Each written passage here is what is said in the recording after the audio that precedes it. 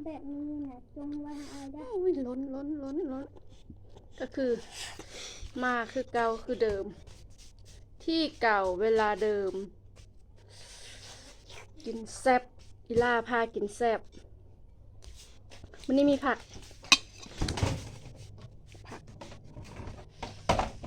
บักหลายมื้อนี้นะมีกระเทียมดองนี่ดิมีปู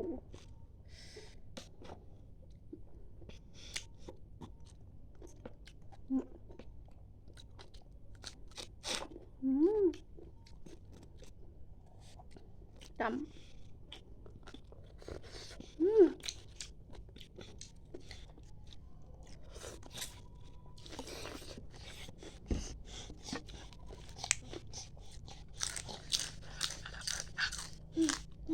รอกินกามนะ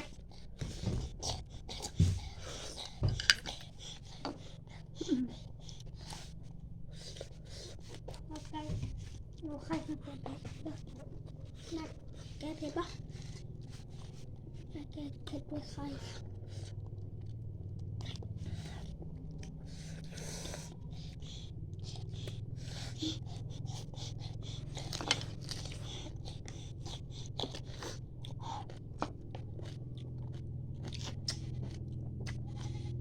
กามมาอายกามอายจะเอาอันนั้น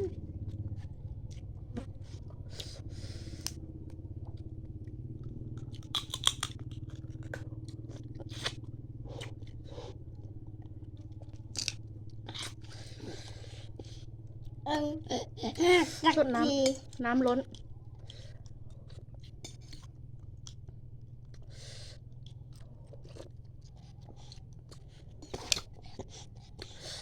น้ำหลายโหด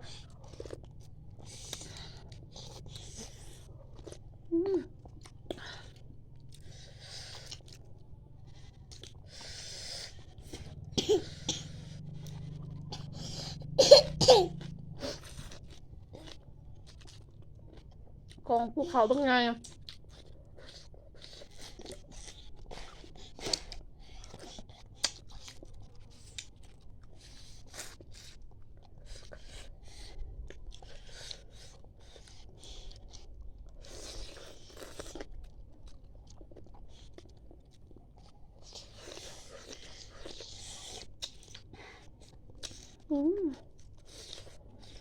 กระเทียมดอง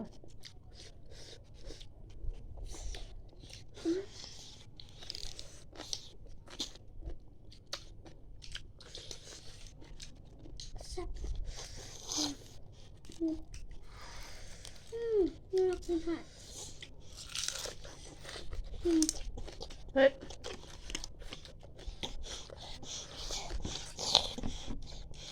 บ้าเอาเอ๊ะวุบดี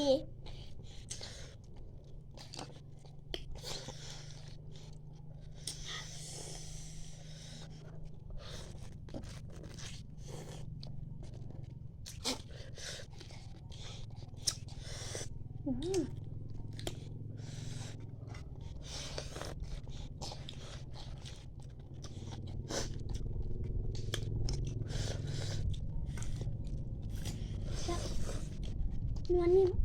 เนื้อที่ให้งัดนิ่มนี่แดง กิน2-3 คำคือเหือสัตว์โลดนี่ฮ้อนแห้งอะไร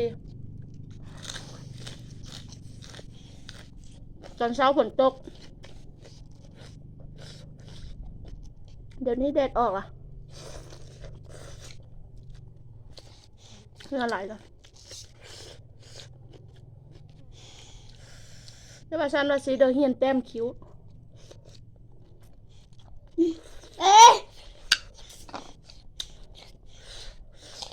คิ้วนี่ก็คือเขียนว่าเป็นนี่แต่ว่าเฮียนบ่เฮียนกับบ่ฮู้เนาะเอามา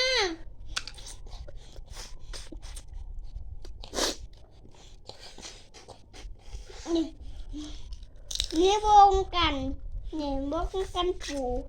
วันนี้มีเสียงลูกนำเด้อเพราะว่าลูกนั่งกินน้ำนอน ร้องกันกับปู่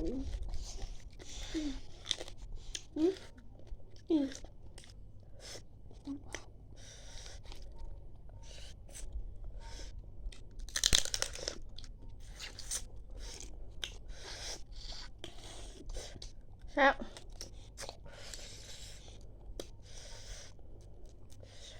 แล้วกินน้ำกัน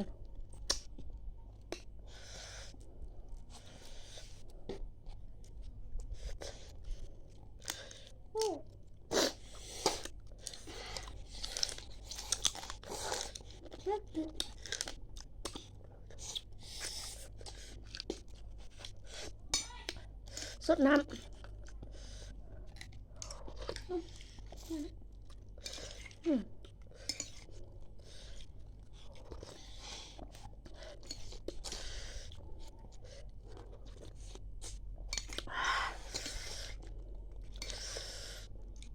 มันเพชรมีอยู่ซาวไปหน่วย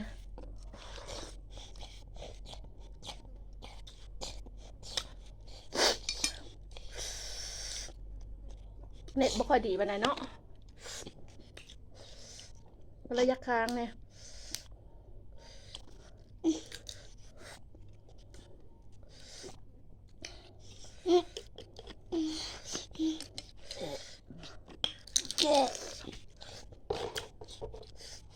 ที่เห็นนั้นกัดเราบ่ได้กินนี่ก็คือกัดให้ลูกเด้อ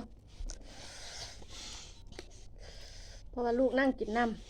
ำแม่ก็จะกินพ่อแม่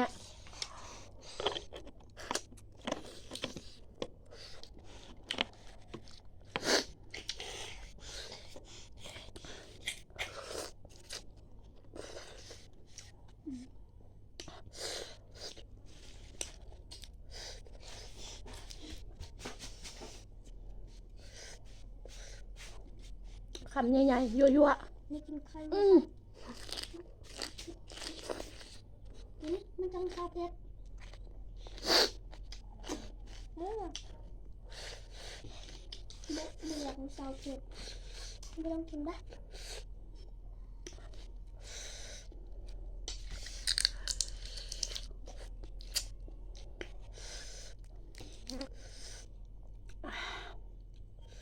มีตอกขายเด้อช่วงนี้เด้อไผอยากได้ตอกมัดเข้า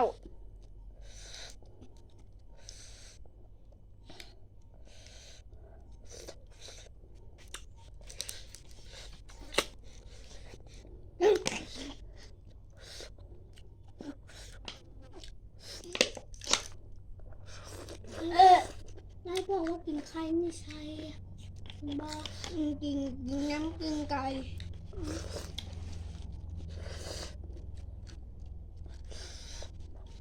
แนวเล็บปูนี่แล้วนักกินชาเพชรละน่าไม่ว่าแล้วกินชาเพชรน้ำด้วยปูมน้ำปูมกันปูม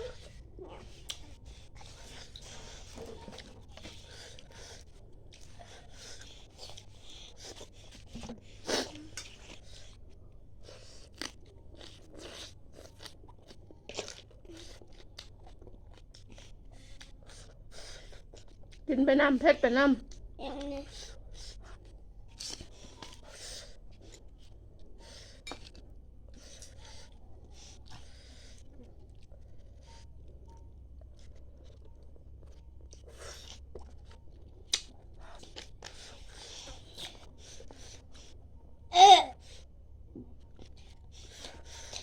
มื้อนี้วันอาทิตย์ลูกบ่ได้ไปโรงเรียน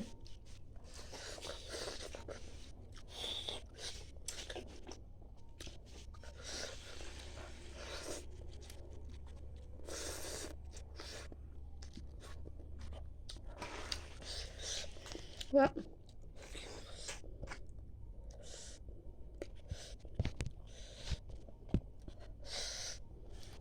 มันบ่ค่อยเห็นปานใดเนาะหลายแต่ว่า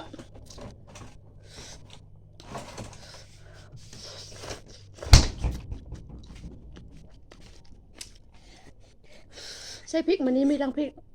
ดิบ พริกแห้ง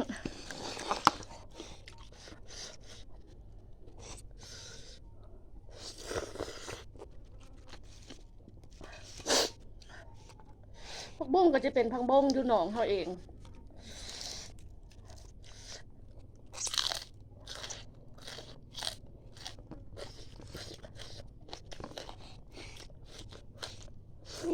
ดูน้ำกันนะมันก็ไกลไปแล้วนะอันนี้ดูน้ำกันอืม ทุกๆตอนเช้าสิลงไปตัดผักให้หมูแล้วก็เป็ดจะดูดเดี๋ยวมันฟงเขาตาย นี่ตัดผักให้หมูแล้วก็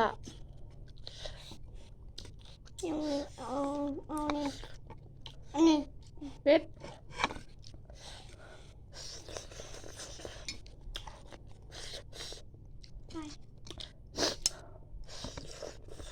คือที่เจ็บขึ้นมาพร้อมคันมือใดแบบ คิดยาก ดอกแบบนี้ กระเทียมดองฮัดดอง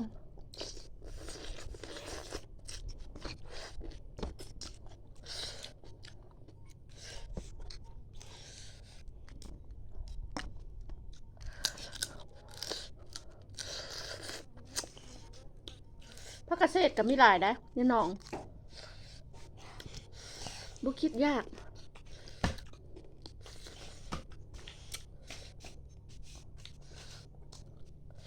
แบบยังบ้านคิดยากเลยฉันนะเกษตรงามงาม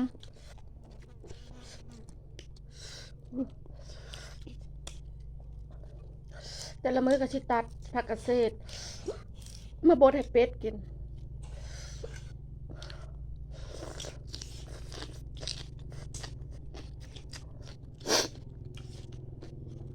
อันนี้กินน้ำกันกิน จะมีแบบผักเกษตรผักโตบผักหิน กัน แล้วก็ผัก ยังมันฟง ผักกันโจงมาบดให้เป็ดกับไก่คนจะกันก็ห้ามประหยัดห้ามเอาไปตืม นี่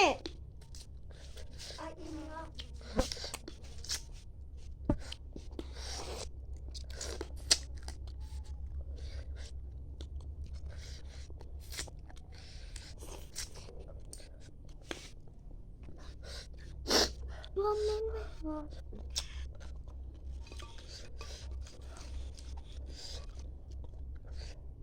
งาม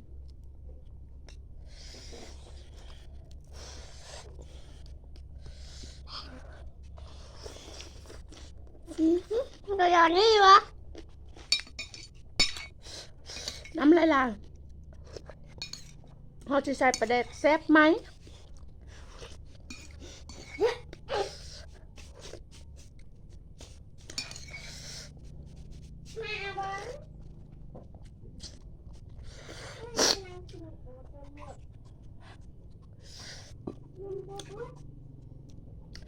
ฝากติดตามช่องหน่อยเด้อ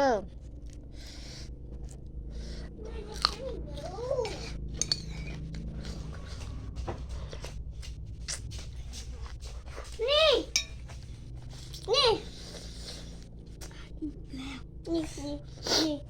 เก่ง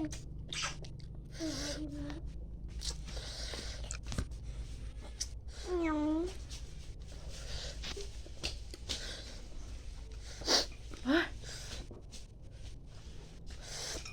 ทั้งเผ็ดแล้วก็ทั้งฮ้อน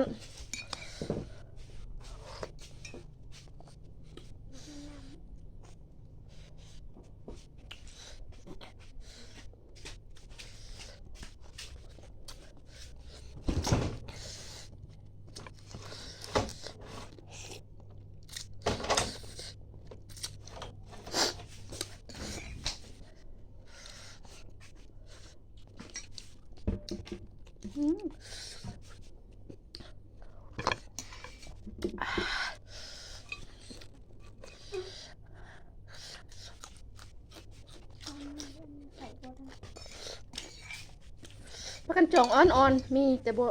ได้เอามากิน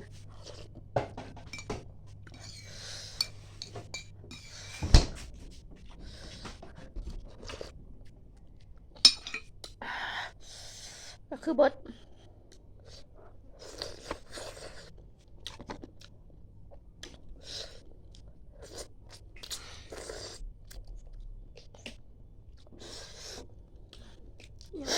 นั่นไงกินหมดแต่นิ้วกินหมดโบ อืม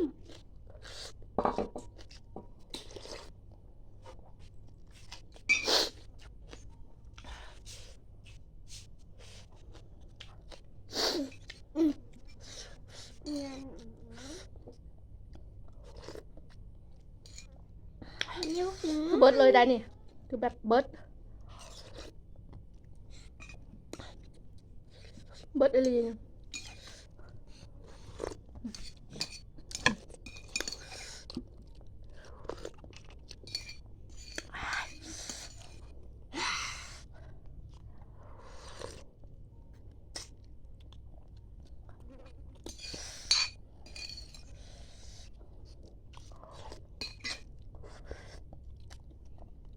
ขอบใจ